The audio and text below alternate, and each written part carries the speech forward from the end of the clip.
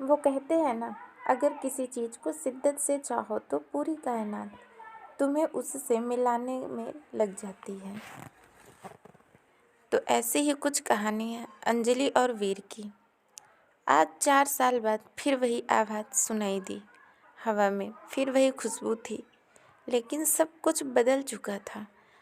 उसे देख देख के ऐसा लगा मानो जिंदगी मुझसे बोल रही है, तू अभी जिंदा है, तू अब भी ख्वाब देख सकता है, तू अकेला नहीं है अब। लेकिन फिर भी मन में कहीं डर था कि कहीं ये सपना तो नहीं है जो आँख खुलते ही टूट जाएगा। मन में 1000 सवाल चल रहे थे कि तभी वो सामने आके बोली, हाय कैसे हो। मैं तो उसे बस देखता ही रह गया। वो फिर बोली, हेलो कैसे हो, कुछ बोलो।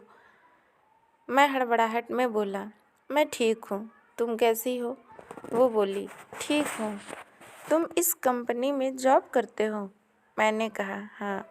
उसके चेहरे पर हल्की सी मुस्कुराहट थी और बोली, मैं आज ही ज्वाइन हुई हूँ यहाँ। आज मेरा पहला दिन है जॉब का।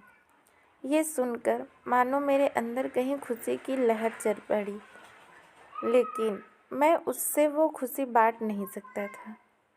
मैं आज 4 साल बाद उससे मिला था। वो मेरी पहली मोहब्बत थी। हम दोनों साथ में बहुत खुश थे, लेकिन फिर एक दिन आया जब वो मुझसे जुदा हो गई। आखिरकार गलती भी मेरी ही थी। असल में वो मुझे छोड़ के नहीं गई थी, मैंने ही कुछ गलत कर दिया था उसके साथ। मैं ही बहक गया था किसी और के लिए। और लेकिन वो कहते हैं ना, प्यार अगर सच्चा हो तो बुरे से बुरा इंसान को बदल देता है। ऐसा ही कुछ हुआ मेरे साथ। मैं अंजलि को भूल के भी नहीं भूल पाया था, और फिर आज 4 साल बाद वो मेरे सामने है। क्या बोलूँ उससे, मैं किस मुंह से बात करूँ, कुछ नहीं समझ आ रहा था मुझे। वो मेरे ही ऑफिस में अभी नई ज्वाइन हुई है और मैं उसका सीनियर हूँ। हम रोज़ ऑफिस आते हैं, काम करते हैं और घर जाते हैं। 1 महीना हो गया था हुए, लेकिन अंजलि ने मुझसे एक बार भी हमारे बीती हुई ज़िंदगी में बारे में बात नहीं की, कभी भी ना ही वो मुझे पूछी कि मैं अब उसी के साथ ही या ब्रेकअप हो गया है मेरा। एक दिन जब शाम ऑफिस से निकलने का टाइम हुआ तो बहुत बारिश हो रही थी और मेरे पास छाता नहीं था कि मैं बस स्टैंड तक भी जा सकूं। मैं ऑफिस में ही वेट कर रहा था बारिश रुकने के लिए। तभी अंजलि ऑफिस से निकल रही थी और मुझे बैठा देखकर पूछी, तुम्हें घर नहीं जाना। तो मैंने कहा, घर तो जाना है, लेकिन मैं आज छाता नहीं लाया और बाहर बहुत बारिश हो रही है, इसलिए वेट कर रहा हूँ रुकने के लिए। वो बोली, ठीक है। फिर थोड़ा रुक के बोली, मेरे पास छाता है, चाहो तो मैं तुम्हें बस स्टैंड तक छोड़ सकती हूँ। मैंने बिना कोई सोच विचार किए जाके कह दिया और जल्दी से सब सामान रख के उसके साथ ऑफिस से निकला। बारिश इतनी तेज़ थी कि हम दोनों भीग गए थे बस स्टैंड आते आते, और बारिश के वजह से बस भी काफ़ी लेट थी। हम दोनों के बीच शांति थी, ना मैं कुछ बात कर पा रहा था और ना वो कुछ बोल पा रही थी।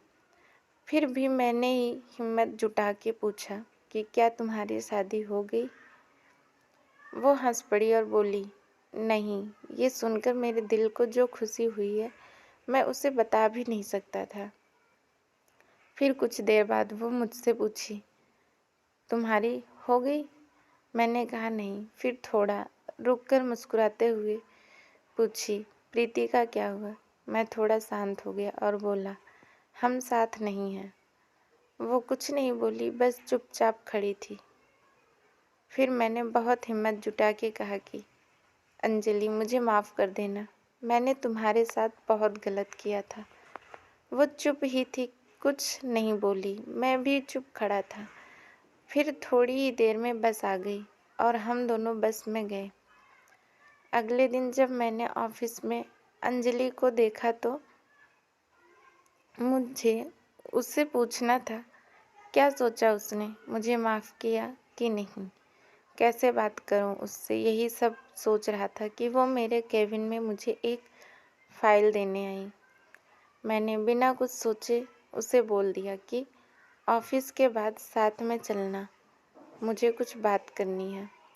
वो बोली क्या, हम अभी भी इधर बात कर सकते हैं। मैंने कहा नहीं, ऑफिस के बाद मिलना। वो बोली ठीक है और चली गई। मैं बस इंतज़ार कर रहा था कि कब 6 बजेंगे, कि मैं कब उससे बात कर पाऊँगा। टाइम जैसे थम ही गया था। 6 बज गया। सब एक एक करके निकल रहे थे ऑफिस से। फिर आखिर में मैं निकला और साथ में अंजलि भी थी। वो रुकी थी मेरे लिए। आज फिर हम साथ चल के गए बस स्टैंड और रास्ते में मैंने उससे पूछा कि कल का जवाब नहीं दिया तुमने। वो शांत ही थी कुछ देर, फिर बोली किस बात का जवाब, क्या जवाब दूँ मैं? गए तुम थे छोड़ के और अब मुझे फिर से वो सब कुछ नहीं चाहिए, तो कोई माफ़ी। सवाल जवाब की बात ही नहीं बनती। मैंने उससे बहुत मनाने की कोशिश की लेकिन वो नहीं मानी। 5 महीने हो गए थे हमें एक ही ऑफिस में काम करते हुए, लेकिन हम दोनों अभी भी एक दूसरे से बात नहीं करते थे। उस दिन के बाद मैंने बहुत बार कोशिश किया कि अंजलि को मैं मना लूँ, उससे ये कह सकूँ कि हाँ मुझसे गलती हो गई थी, लेकिन मैं तुम्हारे बिना नहीं रह पा रहा हूँ। तुम इस ऑफिस में ज्वाइन हुई उससे पहले से मैंने तुम्हें कांटेक्ट करने की कोशिश किया था, लेकिन नहीं हुआ। और जब तुम इस ऑफिस में आई तो मेरी खुशी का कोई ठिकाना ही नहीं रहा, लेकिन मुझ में तुमसे बात करने की हिम्मत नहीं होती थी। मुझे पता था कि तुम अब भी मुझे प्यार करती हो, लेकिन कहती नहीं। एक दिन मैंने ही कुछ सोचा और ऑफिस में आके सबको अपनी शादी की खबरें दे दी कि अगले महीने मेरी शादी होने वाली है। ये सुनकर ऑफिस में सब मुझे बधाई देने के लिए आए, लेकिन अंजलि नहीं आई। शाम को मैं खुद उसके पास गया और पूछा कि क्या तुम्हें खुशी नहीं हो रही है कि मेरी शादी होने वाली है? वो बोली क्यों नहीं, मैं बहुत खुश हूँ कि तुम शादी करने जा रहे हो, एक नई ज़िंदगी की शुरुआत लेने जा रहे हो। फिर मैंने पूछा कि तुम मुझे बधाई देने की नहीं आई, क्यों नहीं आई जब सब लोग आए थे ऑफिस के? तो बोली मुझे बहुत काम था, मैं बिजी थी। मैंने कहा ठीक है और मैं वहाँ से चला गया। 2 दिन बाद रात को अंजलि का मैसेज आया कि क्या तुम सच में शादी कर रहे हो अगले महीने? मैंने कहा हाँ। अगले दिन अंजलि ऑफिस ही नहीं आई थी। मैं सोच में पड़ गया कि क्या हो गया, वो आई क्यों नहीं। फिर मैंने अपने कलीग को कहा कि अंजलि को फ़ोन करके पूछे कि वो ऑफिस क्यों नहीं आई। उसने फ़ोन किया तो पता चला कि उसे बहुत तेज़ बुखार है और वो घर पर अकेली है।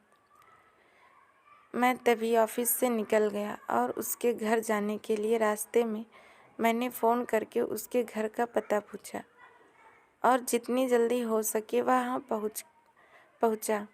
वहाँ जाके देखा तो वो अकेली थी और उसे बहुत ठंड लग रही थी, कंबल में सोई थी। मैं जल्दी से उसे उठा के अस्पताल ले गया।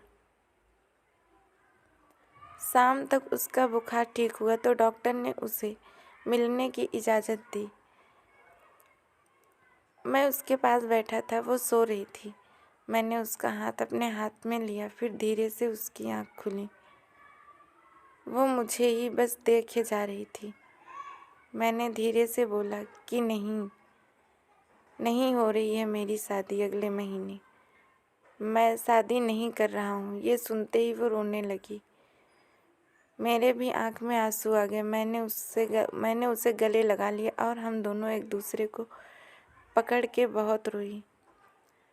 फिर हम वहाँ से घर गए और हमेशा एक दूसरे के साथ रहने का प्रॉमिस किया। दोस्तों, अगर ये स्टोरी आपको पसंद आए तो लाइक, सब्सक्राइब एंड कमेंट करें। Thank you.